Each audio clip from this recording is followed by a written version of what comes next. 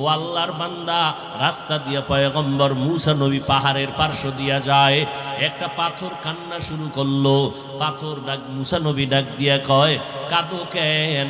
বলে আল্লাহ নাকি বলছেন আমাকে পাথর দিয়া জাহান্নামের আগুন জ্বালাবে, এই ভয়ে কান্না করতেছি। মুসা নবী আল্লাহর আদালতে গেলেন কথা বলতে।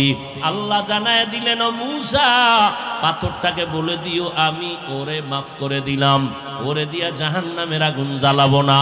মুসা নবী বিদায়বেলা পাথরকে বলে দিলেন, এ পাথর কাঁদবি না, আল্লাহ তোরে মাফ করে দিয়েছেন, আমি মাত্র মাওলার সাথে কথা বলে আসছি। মুসা নবী চলে গেলেন। দীর্ঘদিন পর ওই পথ দিয়ে আবার রওয়ানা। ওদিন তাকায় দেখেন পাথর এখনো কান্না বন্ধ করে নাই। নহর জারি করেছে পাথর। মুসা নবী বললেন, তোর সুসংবাদ দেওয়া হয়েছে, তোকে দিয়া জাহান্নামের আগুন জ্বালাবে না, আবার কেন কান্না করো?